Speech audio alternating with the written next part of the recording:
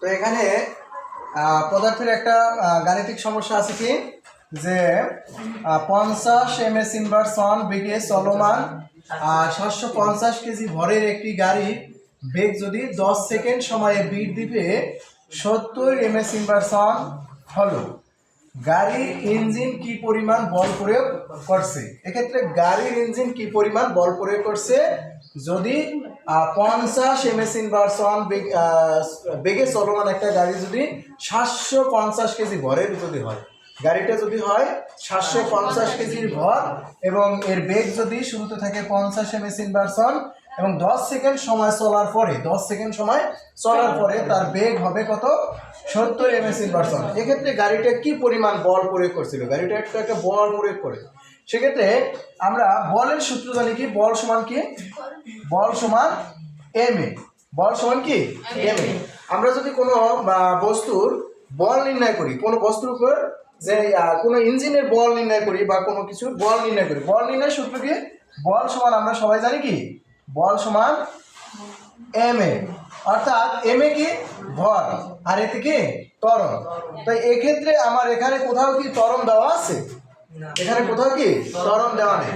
যেহেতু ত্বরণ দেওয়া নাই তাহলে আমার কি ত্বরণ নির্ণয় করতে হবে, যেই তথ্য দেওয়া আছে সেই তথ্যের উপরে কি ত্বরণ নির্ণয় করতে হবে। এখন ত্বরণ কি, ত্বরণ কিভাবে নির্ণয় করে, ত্বরণের সূত্র কি, তো ত্বরণের সূত্র আমরা জানি যে a সমান বেগের পরিবর্তনের হারকে কি বলা হয়, ত্বরণ বলা হয়। ত্বরণ প্রকাশ করি আমরা এ দ্বারা, তাহলে এ সমান আমরা লিখতে পারি কি যে বেগের পরিবর্তনের হার।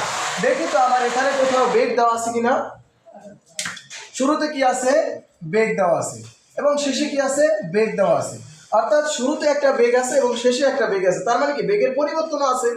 তাহলে কি বেগের পরিবর্তন আছে, যেই বেগের পরিবর্তন আছে সেখানে আমরা যদি সময় দ্বারা কত সময়ে এই পরিবর্তনটা হয়েছে, 10 সেকেন্ড সময়ে এই পরিবর্তনটা হয়েছে।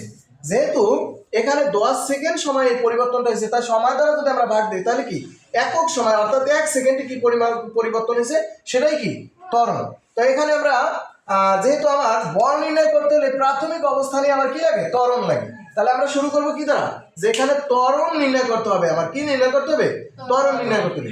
তো ত্বরণ নির্ণয়ের জন্য এখানে যে তথ্যগুলো দেওয়া আছে সেই তথ্যগুলো আমরা উল্লেখ করব, সেই তথ্যগুলো আমরা কি করব উল্লেখ করবো। এখানে প্রথমে সেই তথ্যগুলো কি করব উল্লেখ করবো। তো এখানে কি আছে দেখো তো, এখানে কি আছে, তো আমরা লিখতে পারি যে এখানে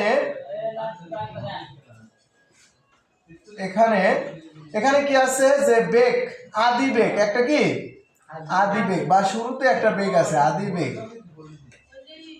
তাহলে এখানে আদি বেগ কিউ দ্বারা প্রকাশ করি আমরা সবসময়। তো আদি বেগ কিউ সমান কত 50 ms ইনভার্স অন এবং শেষে একটা বেগ দেওয়া আছে, এখানে শেষে একটা অর্থাৎ 10 সেকেন্ড সময়ে বেগ বৃদ্ধি পেয়ে হয়েছে 70 ms ইনভার্স অন। তাহলে কি এটা শেষ হয়েছে, তাহলে শেষ বেগ, তাহলে এখানে শেষের বেগটা যদি আমরা বি দ্বারা প্রকাশ করি তাহলে বি সমান কত 70 ms ইনভার্স অন। এখন দেখো আদি বেগ পাইলাম, শেষ বেগ পাইলাম এবং এই যে শেষ বেগটা হয়েছে এটা কত সময় পরে হয়েছে, 10 সেকেন্ড সময়। তাহলে আমরা সময় লিখতে পারি কত, যেখানে সময় আমরা সবসময় টি দ্বারা প্রকাশ করবো, তাই সময় টি সমান কত 10 সেকেন্ড।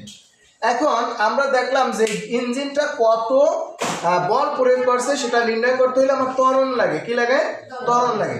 তাহলে এখন ত্বরণের সূত্র কি, আমরা ত্বরণ জানি কি বেগ পরিবর্তনের হার। তাহলে এখানে আমরা লিখতে পারি কি যে ত্বরণ, এখানে ত্বরণ অর্থাৎ ত্বরণ সমান কি, ত্বরণ এ দ্বারা প্রকাশ করি আমরা, ত্বরণ কি দ্বারা প্রকাশ করি এ দ্বারা। তাহলে ত্বরণ এ সমান কি লিখতে পারি B minus you by T. তাহলে বি মান কত 70 ms inverse on minus 50 ms inverse on ভাগ কত, ভাগ হবে সময় কত সেকেন্ড 10 সেকেন্ড। তাহলে এখানে থাকবে কত 20 ms ইনভার্স, 70 থেকে 50 বিয়োগ করলে কত থাকে 20 ms ইনভার্স অন এবং এখানে ভাগ কত 10 সেকেন্ড।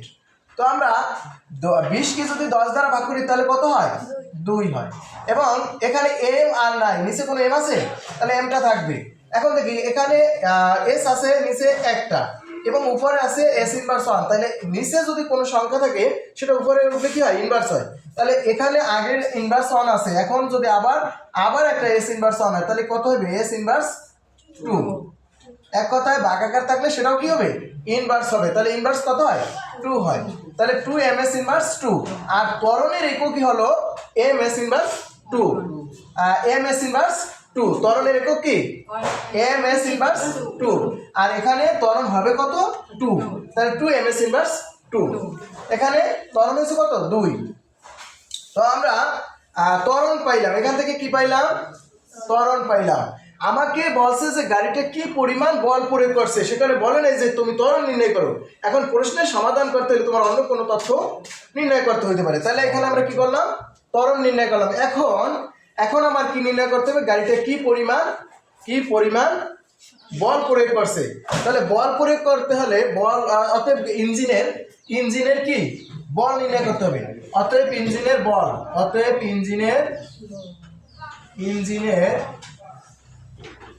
ইঞ্জিনের বল।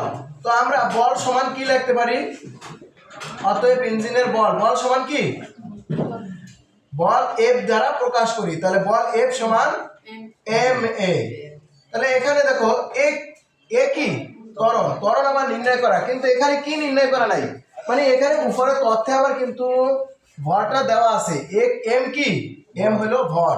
তাহলে এখানে যেহেতু বস্তুর ভর, তাহলে যেহেতু বস্তুর কি ভর দেওয়া আছে, তো বল নির্ণয় করতেই ভর লাগবে। বল নির্ণয় করতে হলে কি লাগবে, ভর লাগবে। যেহেতু বস্তুর ভর, বা এখানে যেই গাড়িটা ছিল সেই গাড়ির ভর কত, গাড়িটা চলমান গাড়ির ভর কত, বা গাড়ির ভর লিখতে পারে। এখানে বস্তুর ভর না লিখে কি লেখা যাবে, গাড়ির ভর লেখা যাবে। তাহলে আমরা লিখতে পারি কি, যে গাড়ির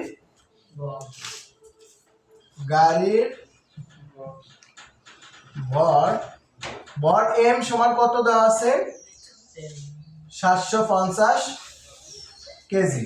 তো যেহেতু 750 কেজি আমরা পেলাম গাড়ির ভর, তাহলে গাড়ির কি নির্ণয় করতে বলছে, বা গাড়ির ইঞ্জিনের বল নির্ণয় করতে বলছে। তাহলে বল এফ সমান এম এ। তাহলে এখানে ভর কত, 750 কেজি, কিন্তু ত্বরণ কত, ত্বরণ হলো 2 ms ইনভার্স 2। তাহলে 750 কে যদি তুমি 2 দ্বারা গুণ করো তাহলে কত হবে, তাহলে 750 এর 2 দ্বারা গুণ করলে কত হয়, 1500 হয়। তো 1500 কেজি ms ইনভার্স 2। তাহলে এখন এই যে KG ms inverse 2, KG ms inverse 2, এইটা কিন্তু বলের একক। আমরা পরীক্ষা হলে যখন এমসিকিউ আসে তখন কিন্তু বলের একক এটাও দিয়ে দেয়। তখন কিন্তু আমরা বলতে পারি না যে বলের একক জানি কি, নিউটন। বলের একক নিউটন এন জানি, কিন্তু আসলে যে বলের একক এইটাও আছে সেটা কিন্তু আমরা জানি না। এখন থেকে জেনে নাও যে বল যেহেতু ভর গুণ ত্বরণ, তাহলে ভরের একক এবং ত্বরণের এককে গুণ করলে যে এককটা আসে সেটাই কিন্তু বলের একক। তাহলে বলের একক কি, কেজি ms ইনভার্স 2। এটাকে আমরা সংক্ষেপে লিখতে পারি নিউটন।